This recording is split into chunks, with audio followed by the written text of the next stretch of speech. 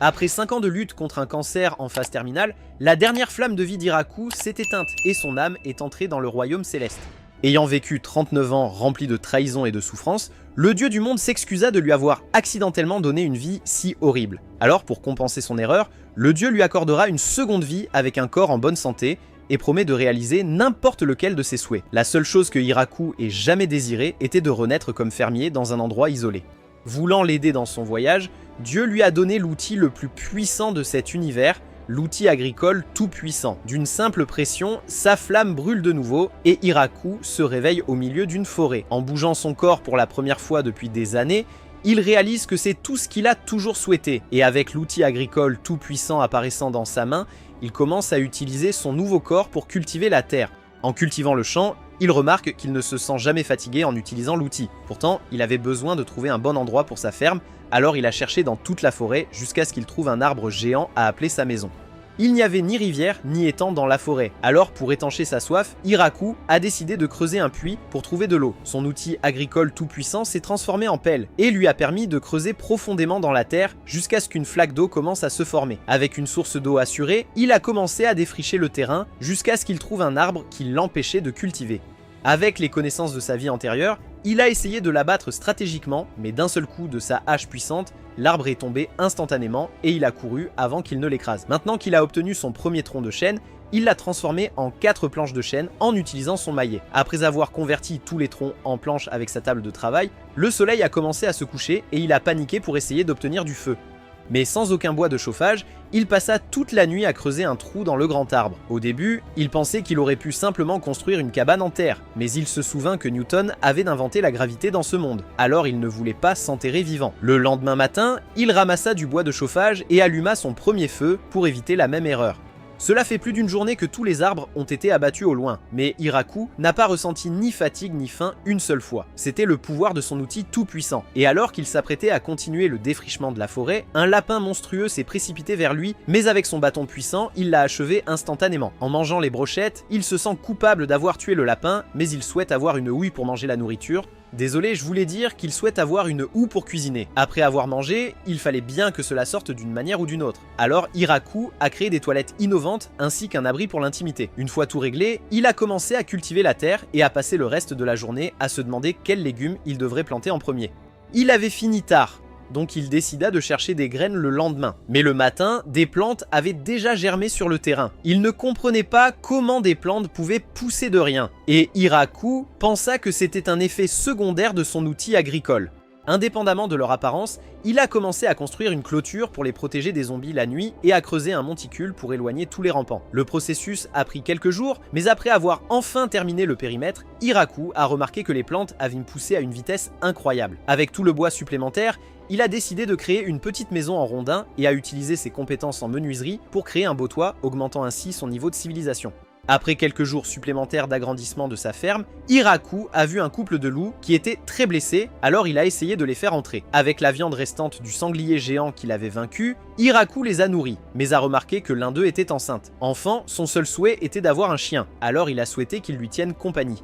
Mais la femelle a commencé à accoucher. Pour essayer de les protéger, il les a amenés dans la cabane en rondin et a allumé un feu pour les garder au chaud quand le soleil s'est couché. Après une longue nuit sans sommeil, Iraku est venu voir 4 petits chiots en train de téter. Pour célébrer leur naissance en bonne santé, il leur a donné la meilleure viande qu'il avait rassemblée. Un moment a passé et les chiens sont restés dans sa cabane, alors Iraku a décidé de construire une nouvelle maison juste à côté d'eux.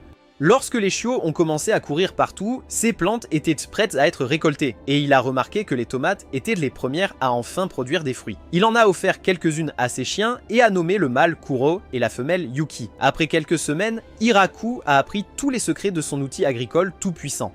En pensant aux pommes de terre, l'outil tout puissant a planté des graines de pommes de terre par magie, donc il a utilisé ce tour pour créer tous les aliments qu'il a toujours voulu. Et en plus de cela, tout ce qu'il cultivait avec son outil tout puissant poussait beaucoup plus vite que normalement. Reconnaissant du fait que les dieux lui ont donné un objet si surpuissant, Iraku a créé 2 statues pour les commémorer. Cet après-midi-là, il s'est rendu compte que son régime devenait très répétitif, alors il a décidé de commencer à planter des arbres. Ils peuvent mettre des années à commencer à produire des fruits, mais l'attente en vaudra la peine. Au fil des semaines, les loups ont commencé à développer des cornes et ils ont trouvé une cascade à 30 minutes de là. Bien que créer un canal faciliterait l'accès à l'eau douce, la distance à creuser était trop longue. Il a donc décidé de se concentrer sur sa base pour le moment. La ferme se développait régulièrement, et il avait commencé à ajouter une variété de plantes comme le blé et la canne à sucre pour se soutenir. Mais tandis que des mois de progrès passaient, Hiraku commençait à perdre la notion des jours et l'hiver approchait rapidement. Il n'y avait aucune chance qu'il puisse continuer à cultiver dans cet état, et la fourrure des grands lapins sentait affreusement mauvais alors qu'elle commençait à pourrir. Pour se préparer pour l'hiver, il a commencé à rassembler de la nourriture et du bois de chauffage. Mais un jour, Kuro l'a amené à rencontrer une araignée géante. Avec la soie de sa queue, elle a pu produire un mouchoir avec une broderie détaillée. C'est devenu le nouveau citoyen de sa petite ferme et a produit tous les textiles en échange de quelques pommes de terre. Que ce soit un manteau pour l'hiver, un lit rempli de feuilles ou des rideaux pour bloquer le vent froid, l'araignée, Zabuton, a produit tout ce dont il avait besoin.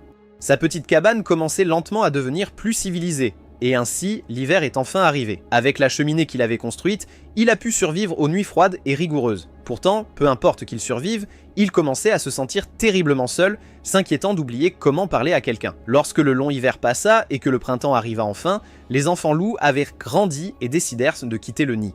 Mais quelques jours plus tard, ils sont revenus avec des partenaires. L'un d'eux a même battu un loup de main et a conquis la fille comme un gigachad. Mais ils n'étaient pas les seuls à avoir des surprises, car l'araignée est revenue avec ses propres enfants.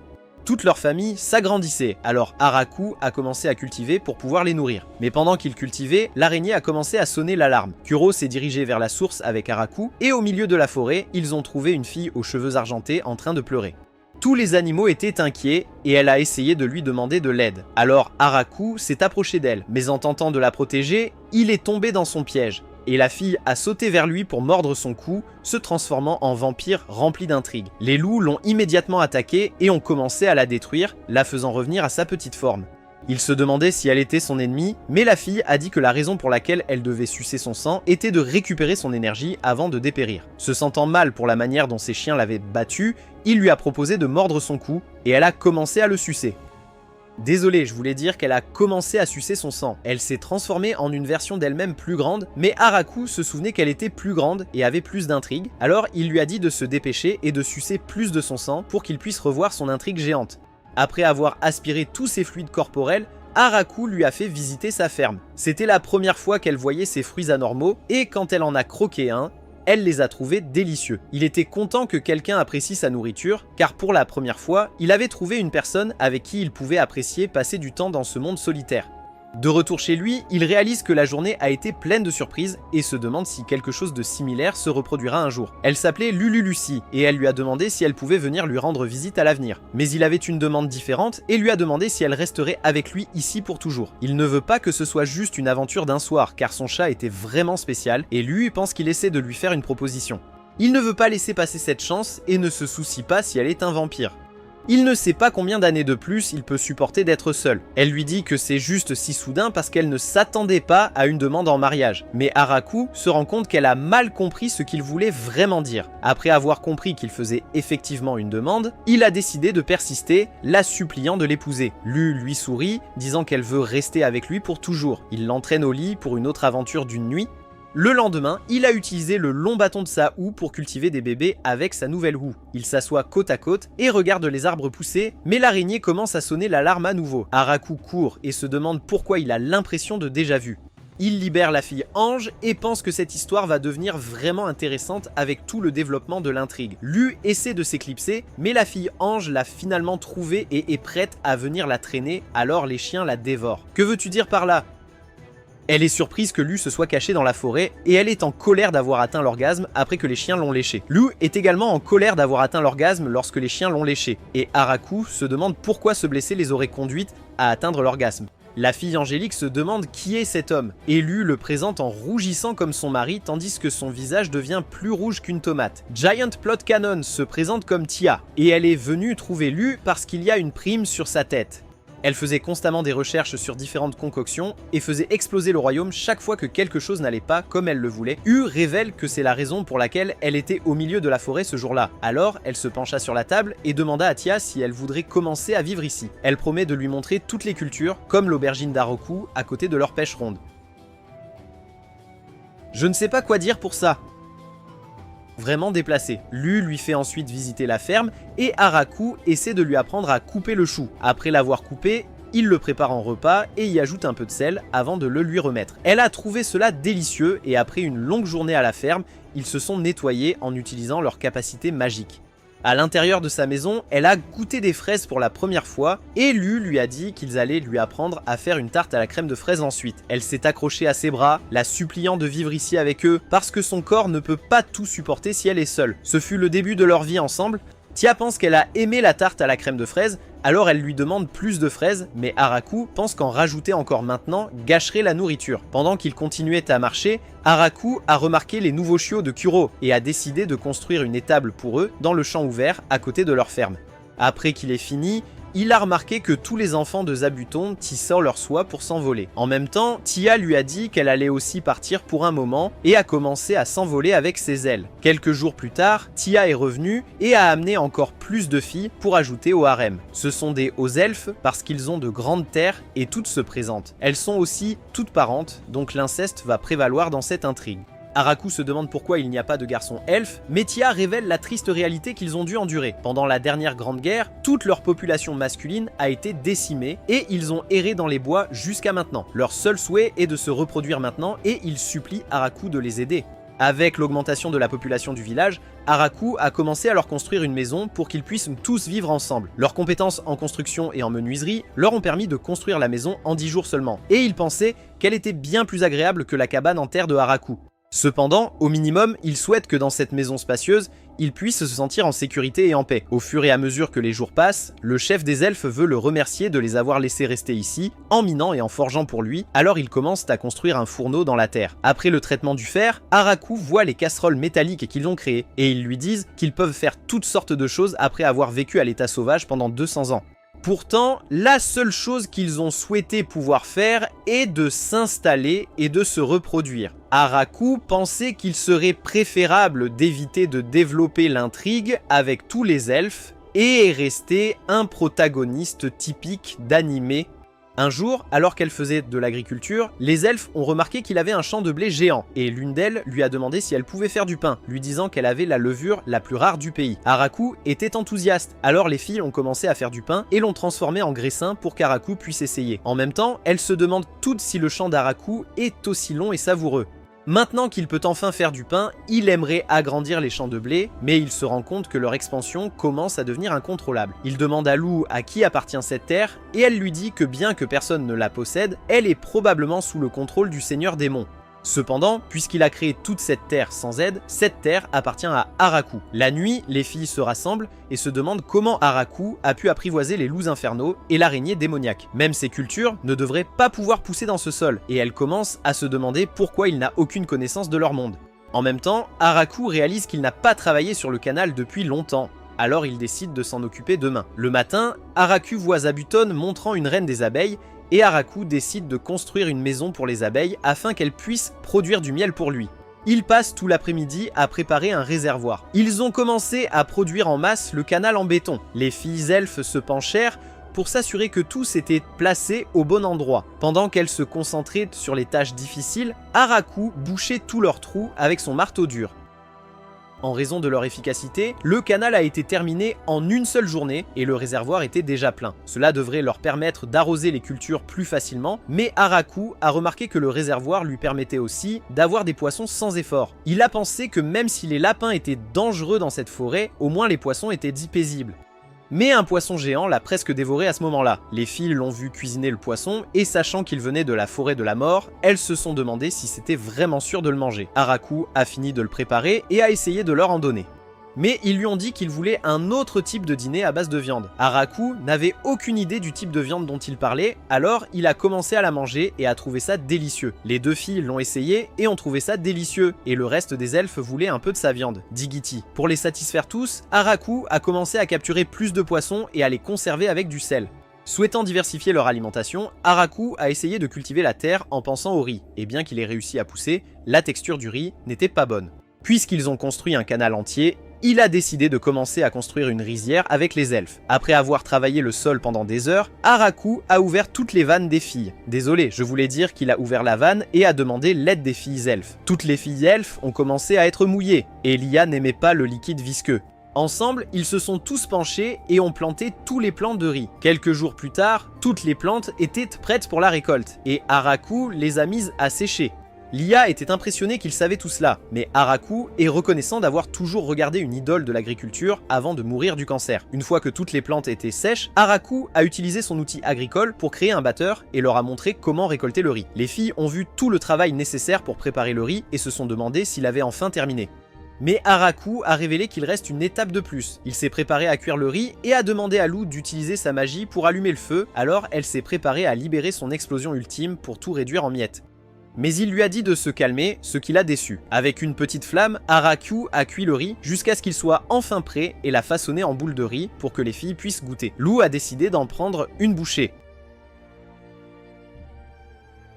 Les filles ont trouvé cela dégoûtant et ont regretté d'avoir fait tout ce travail pendant tout ce temps. Mais Haraku savait qu'elle mentait quand tout le riz avait disparu. Il a décidé d'agrandir la rizière et toutes les filles ont commencé à nettoyer une fois qu'elles avaient terminé. Comment ça peut arriver, bordel? Haraku voit comment ils peuvent tous se nettoyer avec la magie et il aimerait avoir un bain pour se laver. Comme il a enfin construit un canal, il a décidé de construire un bain et a montré aux filles ses plans pour la conception de la plomberie. Les filles se demandaient pourquoi faire tout cela alors qu'elles pouvaient simplement nager dans la rivière. Mais Haraku leur a rappelé qu'elles gèleraient en hiver. De plus, il voulait vraiment un bain pour la santé et certainement pas pour les regarder sans protection scénaristique. Les filles ont commencé à construire un fourneau pour chauffer l'eau et ont créé la plus grande baignoire possible. Tout allait bien, mais Haraku se demandait ce qu'il ferait de toute l'eau sale. Tia pense que les slimes pourraient s'occuper de purifier l'eau, mais Haraku se demande s'ils sont les monstres dangereux qui ont détruit des aventuriers. Tia n'a aucune idée de ce dont il parle, alors elle est partie et a rapporté du slime pour lui. Il en a placé quelques-uns dans la zone de purification de l'eau et à l'intérieur de la salle de bain. Tout d'un coup, leur problème d'eaux usées était résolu, alors il a commencé à ramasser du bois de chauffage pour le brûler. Mais l'un d'eux avait des champignons qui poussaient au-dessus. Il avait été méfiant envers les champignons tout ce temps car ils pouvaient être vénéneux, mais toutes les filles pensaient qu'ils étaient sûrs et voulaient tous les manger. Alors Haraku a commencé à préparer des bûches pour la culture des champignons. Au coucher du soleil, Haraku avait enfin terminé le bain et a essayé de l'expliquer aux filles, mais elles voulaient voir une démonstration pratique. Il a enlevé sa protection de parcelle et a commencé à leur montrer comment cela se fait. Mais les filles ont commencé à sentir un autre type de liquide couler, alors elles ont toutes enlevé leur armure de parcelle et ont décidé de le rejoindre. Lou lui a dit que c'était parfaitement bien pour eux tous de le faire ensemble, et Haraku a senti l'os de son épée devenir tranchant et dur. Le matin suivant, Haraku a vu tous les champignons comestibles qui avaient poussé, mais les chiens avaient amené plus d'elfes. Bien sûr, c'étaient des femelles, mais qui s'en plaint? Lia révèle qu'ils vivaient ensemble auparavant, et il est heureux de les avoir tous avec lui. Lia propose de travailler à l'agrandissement de sa maison pour qu'ils aient tous plus d'espace et les encourage à commencer à faire des enfants. Haraku ne savait pas pourquoi ils étaient si optimistes. Quel putain de gâchis! Kyros a remarqué que le harem de son maître s'est agrandi et nous raconte son histoire. Avant d'avoir un maître, il n'avait jamais eu de nom. Depuis sa naissance, il errait seul et n'avait jamais perdu un combat contre un autre mâle. Son seul souhait était de continuer à vivre librement, mais quand il a rencontré cette femelle, elle l'a détruit. Après sa défaite totale, ils ont commencé à voyager ensemble, mais un jour son ventre a commencé à grossir. Il voulait tout faire pour continuer à la protéger, mais la paix ne durerait pas et un ours géant était sur le point de les anéantir. Cependant, après avoir été grièvement blessé, l'ours s'est éloigné. Pourtant, ils ne pouvaient plus chasser pour se nourrir et ont accidentellement atteint l'endroit le plus dangereux de la forêt, son centre. Ils ont vu un humain se promener sans se soucier du monde, mais Kuro a remarqué l'outil dans sa main et a ressenti la puissance illimitée qui en émanait.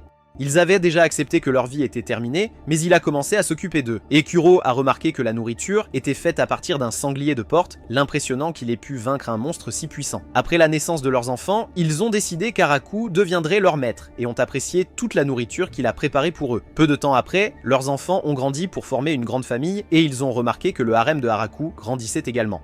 Mais il avait encore un seul souci, leur maître n'a pas découvert qu'ils sont les légendaires loups infernaux, mais Kuro pense que c'est bien de toute façon. Il est reconnaissant que sa vie l'ait conduit à une si belle existence avec lui. Après quelques semaines, la nouvelle grande maison a été achevée, et Haraku se souvenait de tout le creusement et le découpage de bois qu'il a fallu pour préparer cette maison. Même s'il savait qu'elle serait aussi grande, il n'a jamais imaginé à quel point elle serait belle à l'intérieur. Ils lui ont montré la belle chambre qu'ils ont créée pour lui, et en face de sa chambre principale se trouvait la grande salle à manger. À l'arrière, il y avait la cuisine, et sur les côtés, il y avait encore plus de poêles pour les grands repas. Enfin, la cave était assez grande pour stocker beaucoup de nourriture et de bois de chauffage pour l'hiver. Au deuxième étage, les filles ont vu leur chambre et étaient contentes d'avoir chacune leur propre espace. Mais Haraku a remarqué qu'une des pièces avait un énorme verrou la fermant. Yes! Yes! Yes! Yes! 見なかったことにした。 No! No! No! En plus de ces statues de dieux, Haraku a créé quelques statues de chiens pour décorer l'entrée de sa maison. Et il pensait que ça prenait vraiment une belle forme. À l'intérieur de sa nouvelle maison, Haraku a rassemblé tous les ingrédients pour une nouvelle recette. Les filles se demandent ce qu'il va cuisiner et il révèle que c'est un plat appelé curry. Les filles espèrent ne pas avoir à goûter un autre de ces repas pourris et préféreraient être cuites dans la marmite à la place. Il est sorti récolter des épices pour son curry. Et les filles ont réalisé qu'elles n'avaient jamais vu ces plantes auparavant. C'était un autre pouvoir de l'outil agricole tout puissant de Haraku. Avec lui, il peut faire pousser des plantes très sensibles dans n'importe quel climat. Pour les épices, il va avoir besoin de cumin tia. Pardon, je voulais dire qu'il avait besoin de cumin et il voit que la fleur a déjà fleuri. Quant à la plante suivante, il avait besoin de curcuma et grâce à la magie des filles, elles ont séché toutes les épices. Enfin, il avait besoin de coriandre et de coriandre fraîche. Les chiens voulaient aussi goûter, mais quand ils ont senti la coriandre, ils ont pris peur et se sont enfuis. Après avoir rajouté un peu plus de poivre noir et de cayenne, Haraku était enfin prêt à commencer à cuisiner, mais il a remarqué que les filles s'étaient ennuyées de sa tête et étaient parties. Dans la cuisine, il se demanda si Lia serait la seule à l'aider, et Lia lui dit que son plan est de toute façon meilleur que celui des autres filles. Il ignora ses tentatives et commença à préparer un repas. Ils ont cuisiné la viande et ont essayé de l'assaisonner, mais Haraku a réalisé qu'il manquait quelque chose depuis tout ce temps. C'est du nan et il est en colère d'avoir réussi à l'oublier complètement. Ils ont commencé à étaler la pâte ensemble et après en avoir cuit une montagne, son repas était enfin prêt. Toutes les filles se sont réunies pour essayer son curry et ont pensé qu'il avait l'air mauvais, mais il les a encouragées à l'essayer. Lou et Tia ont pris une bouchée.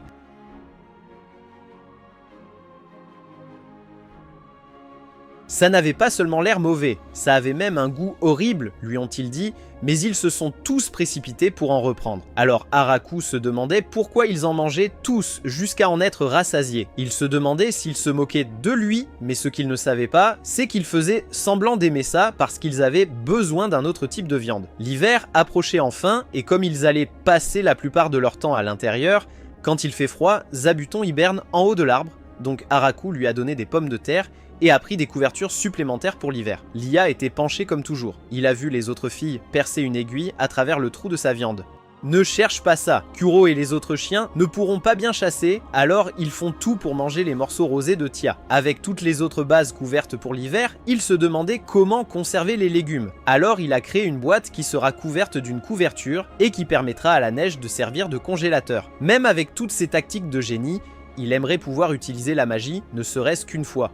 La nuit, Lou essaie de lui apprendre à utiliser un sort d'allumage et explique qu'il est normal qu'il ne puisse pas invoquer un golem difficile dès le premier essai. En entendant cela, il pense qu'elle est incroyable de pouvoir invoquer plusieurs golems à la fois, mais Lou lui dit que son intrigue est meilleure que celle de Tia. Haraku pense qu'ils sont tous incroyables d'utiliser la magie alors qu'il ne peut rien faire d'autre que Guardmate, mais Lou lui dit qu'il est le plus incroyable ici. Sans lui, tout ce village s'effondrerait et il est capable de continuer à les nourrir chaque jour grâce à son travail acharné. Elle lui dit qu'il est le seul à pouvoir faire cela et lui sourit. Le premier gel de l'hiver arrive et la neige commence à s'accumuler. Avec tout le temps passé à l'intérieur, Haraku a décidé de créer quelques jeux classiques, reversi et échecs. Il leur a appris à jouer, mais Lou trouvait cela trop simple pour être amusant. Cependant, Tia lui a dit que ces règles simples permettraient des défis complexes. Il a dit à Tia qu'elle avait raison, alors Lou est devenu en colère et a essayé de défier Tia pour une partie. Après 2 heures, Tia était sur le point d'être complètement détruite et Haraku remarqua que ses mains tremblaient, mais elle fit semblant de les laisser glisser. Elle s'est excusée parce qu'ils allaient devoir tout recommencer, mais Tia utilise sa magie pour faire retomber toutes les pièces exactement là où elles étaient. Elle lui dit que c'est embarrassant qu'elle joue comme une enfant et Haraku essaie de voir comment les autres se débrouillent. Il voit les 2 autres filles jouer paisiblement au reversi et Kuro indique où serait la meilleure position possible. Cela le choque de voir comment Kuro peut comprendre les règles, mais il voit les autres loups jouer aux échecs correctement. Et même si cela peut sembler mignon au premier abord, il ressent une aura intense émanant d'eux. Lou décide de jouer une partie contre eux, car elle est sûre de ne pas perdre, mais la partie ne se termine pas bien. Tous les 4 jouent au mahjong, et Haraku pense qu'il a l'avantage en raison de la complexité des règles. Alors, il a essayé de se venger pour Lou, mais toutes les filles l'ont complètement battu. Pauvres Haraku et Lou ont tous les deux été écrasés. Après quelques semaines, ils en avaient assez des jeux de société, alors Haraku a fabriqué des équipements de bowling en bois. Même si ce n'était qu'un simple jeu, toutes les filles l'ont apprécié, et ainsi, les jours d'hiver ont commencé à passer lentement. Le réfrigérateur créatif qu'il avait créé fonctionnait, et elles ont pu profiter de leur nourriture délicieuse jusqu'à ce que la neige fonde finalement et que le printemps arrive. Mais alors qu'il essayait de profiter de la chaleur agréable, Zabuton a sonné l'alarme pour les avertir de l'approche d'un monstre géant. Haraku a regardé le ciel et a remarqué un énorme dragon volant vers eux. Mais Tia lui a dit que ce n'était pas un dragon, mais un wyvern. Le wyvern a rugi dans le ciel et a commencé à préparer un souffle de feu pour détruire l'arbre, mais Tia a à peine réussi à le repousser. Une partie du feu est quand même tombée et Lia s'est précipitée avec les autres pour l'éteindre. Haraku se demandait ce qu'il pouvait faire dans cette situation et voulait faire tout son possible pour protéger tout le monde. En serrant le poing, une lance apparut et il la pointa vers le ciel, la lançant de toutes ses forces. La lance s'est heurtée aux défenses du wyvern et les a transpercées, déchirant ses ailes. Il est retourné en arrière pour que Haraku puisse lancer une autre attaque, touchant directement la poitrine du wyvern et l'envoyant s'écraser au sol. Profondément dans la forêt, Haraku a trouvé le cadavre du dragon et s'est demandé si quelqu'un l'avait envoyé pour les attaquer délibérément. Mais avec des wyverns étant des créatures si rares et précieuses, Tia pense que c'était juste un monstre sauvage agissant seul. Il pense que c'était un incident regrettable, mais se demande s'il pourrait manger sa viande. À la maison, Tia dit que la viande de wyvern est l'un des mets les plus rares de ce monde. Haraku a fini de préparer le steak de wyvern et a fait un ragoût avec la viande de la queue. Toutes les filles pensent que c'est la première fois qu'Haraku cuisine quelque chose de bon et il est content qu'elle soit enfin impressionnée. Lou pense toujours que quelque chose cloche et se demande si Tia aurait pu se défendre contre une attaque de la lance de Haraku. Mais elle lui dit que ce serait impossible car elle pourrait défaire la barrière d'un wyvern. Haraku leur demande de quoi il parle, se demandant si c'est parce qu'il n'a pas retiré tous les os. Tia dit que ce n'est rien, il ne parlait pas de manger son os ni rien. En attendant, à l'intérieur du royaume démoniaque, les hauts responsables ont reçu des nouvelles de la défaite du dragon volant. Il faudrait une force organisée entière pour en abattre un, mais le décompte révèle que c'est la vérité. Les généraux paniquent et sont frappés de peur par ce qui s'est passé et l'un d'eux veut même démissionner. À l'intérieur de l'antre de Grime au sud, Gucci a vu l'attaque de ses propres yeux et pense que la lance de Haraku percerait même le roi des dragons s'il l'attaquait. Le lendemain matin, Haraku pense qu'il manque encore quelque chose à leur repas après tout ce temps, le jus de raisin sans alcool. Il a rassemblé toutes les filles elfes pour récolter les raisins, et pour en extraire le jus, il a construit un dispositif pour qu'elles puissent marcher sur les raisins. Tia et Lia commencent à enfoncer leurs pieds profondément dans les baies et les écrasent jusqu'à ce que le liquide collant en sorte. Ils parviennent à tomber l'un sur l'autre et voient qu'ils ont été recouverts d'un liquide crémeux et collant. En se demandant comment ils pourraient garder leur rythme en faisant cela, l'un des elfes a suggéré de chanter une chanson comme ils le faisaient autrefois.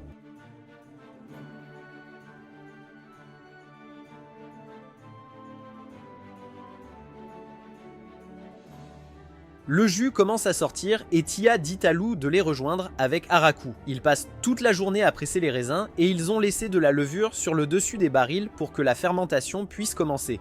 Ils se demandent s'ils en ont fait assez et le dieu du monde montre à l'autre dieu à quel point Haraku s'amuse et demande pardon. Cependant, le dieu de l'agriculture lui dit qu'il a réussi à mettre fin à la vie d'un humain innocent et à l'envoyer dans les profondeurs de la forêt de la mort. Non seulement cela, mais il lui a également donné la sainte lance Grime et a essayé de la déguiser en outil agricole. Normalement, cela aspirerait toute l'énergie vitale d'une personne et la tuerait instantanément, mais le dieu pense qu'il lui a donné un corps si sain qu'il pourra régénérer son énergie vitale immédiatement. Mais plus encore, elle se demande pourquoi la statue d'elle est un vieil homme, donc comme punition, elle forcera son père à rester assis comme ceci pendant 300 ans. Un jour au hasard, Zabuton a sonné les alarmes, et Haraku avait l'impression d'avoir déjà vécu ça encore une fois. Lou a reconnu la fille comme sa sœur, Flora. Après avoir entendu que sa sœur avait été poursuivie par l'ange au cœur noir, laid et dégoûtant, elle a suivi sa sœur tout ce chemin. Tia lui dit de répéter cela encore une fois. Haraku l'invite à rester ici, mais elle a du mal à croire que ce vilain salaud est le mari de sa sœur. Kuro l'avertit d'être respectueuse et elle lui dit qu'il est le maître de tous ces loups infernaux et qu'il a même abattu un wyvern. C'est la première fois que Haraku entend parler de loups infernaux et se demande ce que signifie inferno. Kuro continue de montrer ses capacités, lui faisant savoir qu'il est le meilleur animal de compagnie. Pour s'excuser d'avoir laissé les loups la dévorer comme les autres filles, Haraku lui a préparé un bon dîner de viande. Mais elle adore le truc blanc et liquide. Il lui dit que c'est juste du tofu avec un peu de sauce soja fermentée, mais elle ne comprend pas ce que ces mots signifient. Il est devenu clair pour Haraku qu'ils n'ont aucune idée qu'il y a des micro-organismes qui causent la fermentation dans ce monde, alors Flora essaie de faire des recherches à ce sujet et pense que cela résoudrait beaucoup de problèmes. Après être restée quelques jours, Flora a décidé de partir et est revenue un mois plus tard. Avec elle, elle a amené une véritable armée de servantes et elles disent à Haraku de les utiliser comme ils veulent. Ce n'est pas juste! Ce n'est pas juste! Tia remarque qu'elle est la seule à ne pas avoir amené beaucoup de ses semblables. Pour rester compétitive, elle s'envole et revient cette nuit-là avec 3 autres anges et toute une flotte d'hommes lézards. Avec tous les nouveaux citoyens, elle a apporté des poulets et Haraku est heureux de voir cet endroit se civiliser. Les servantes appartenaient à une race d'ogres, et elles aidaient à faire toutes les tâches ménagères. Cependant, il remarqua qu'aucune d'elles ne savait cuisiner, alors il commença à leur apprendre à préparer de nombreux types de repas différents. Voyant la bonne nourriture, les servantes ont commencé à expérimenter avec la viande pour préparer les meilleurs repas possibles. D'autre part, les 3 anges de Tia ont commencé à patrouiller dans la forêt pour les garder en sécurité, et les hommes lézards ont commencé à s'occuper des travaux difficiles pour accélérer la construction. Leur chef avait une écharpe pour que les villageois puissent les distinguer, et Haraku a remarqué que cet endroit commence à croître de manière exponentielle. En parlant du diable, Ria entre et lui dit qu'elle a amené le reste des elfes qui erraient dans la forêt. La salope se demande où sont passés les hommes, mais elle lui dit qu'ils sont tous morts dans la forêt. Mais ce n'est pas grave, car ils peuvent commencer à faire plus d'hommes maintenant.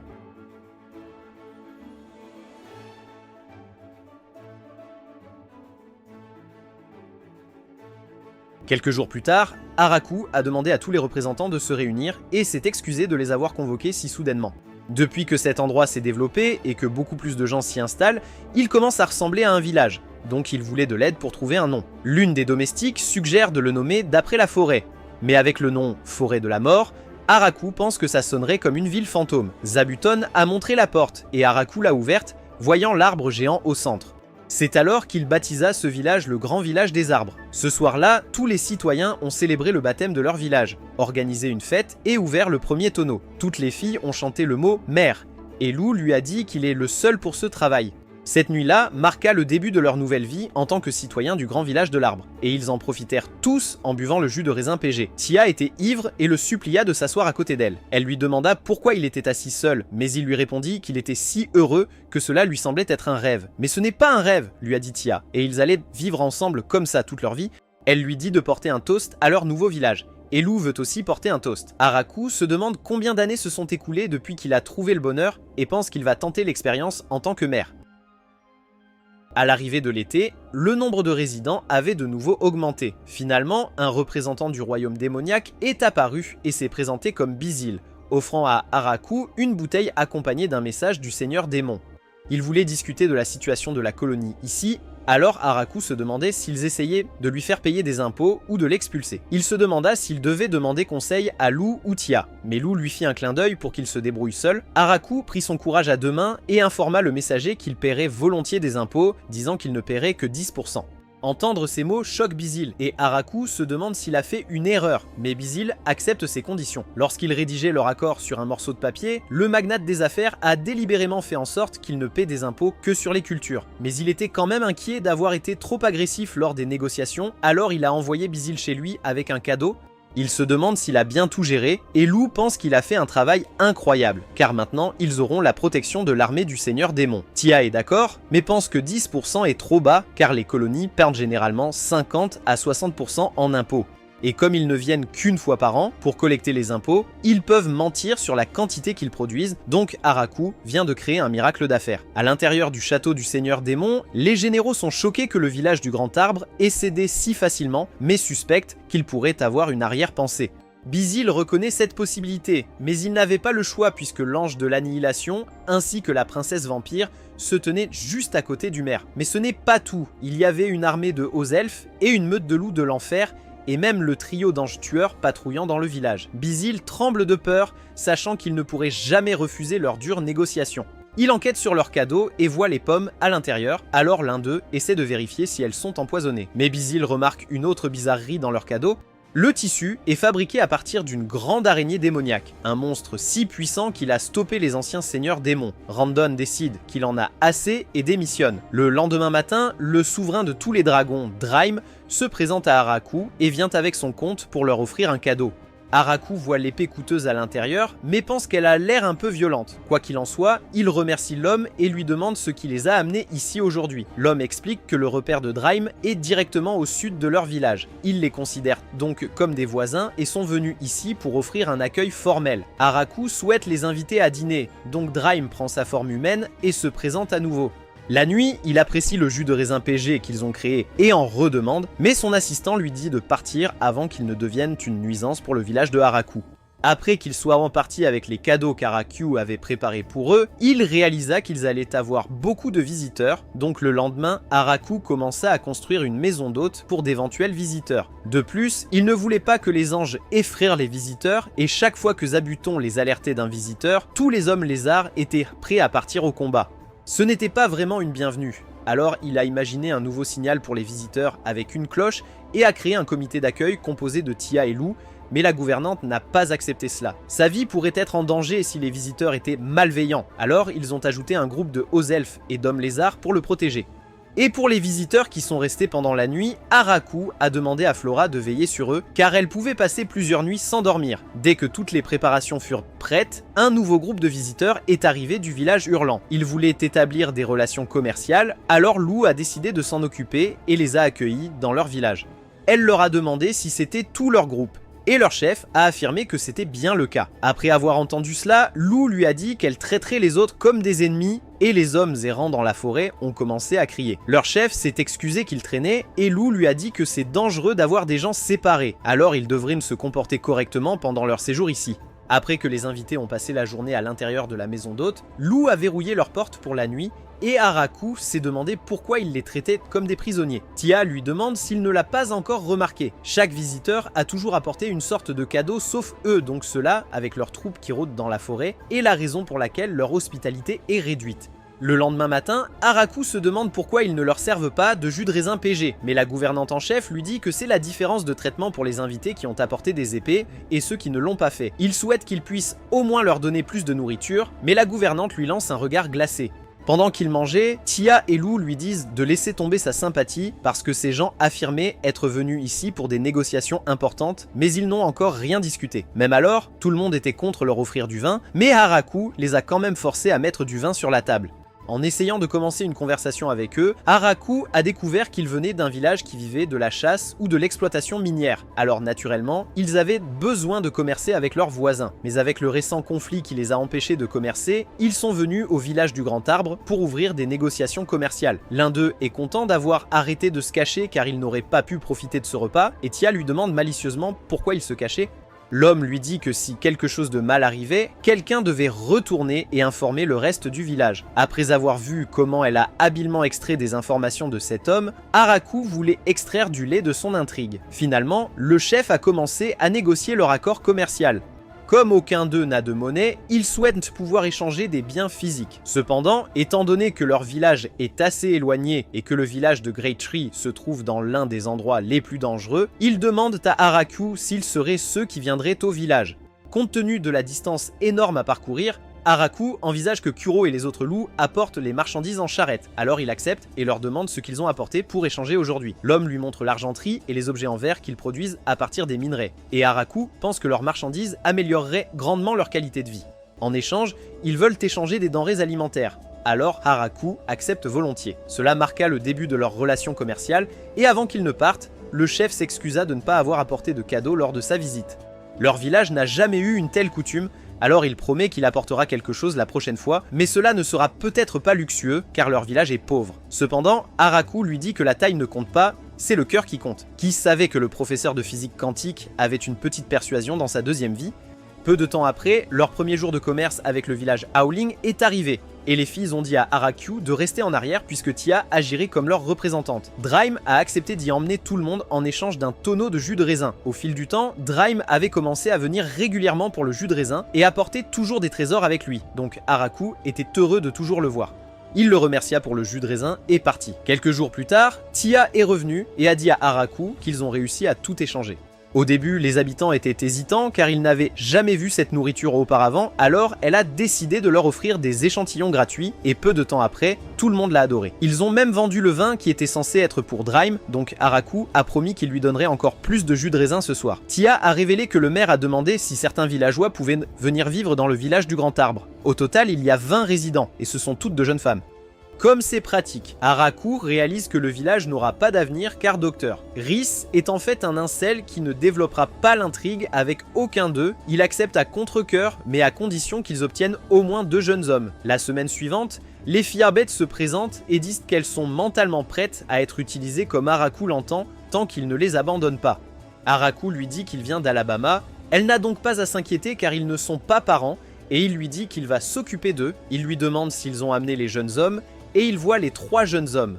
Ce n'était pas ce qu'il espérait, mais il prie pour qu'il sauve ce village dans le futur. Après un certain temps à vivre avec tous les nouveaux résidents, Araku remarque comment tout le monde peut utiliser la magie, même les petits slimes. Il essaie de ne pas se soucier de l'impossible et se concentre sur l'agriculture, mais un tremblement de terre secoue le sol et un des anges vient l'informer qu'une vipère ensanglantée et un ours grapplé se battent. Elle l'avertit que cela pourrait commencer à affecter le village, mais alors qu'elle le transportait sur le site de la bataille, il se demandait quel goût ils auraient. Il voit leur taille gigantesque et lui demande de le déplacer vers eux aussi vite que possible.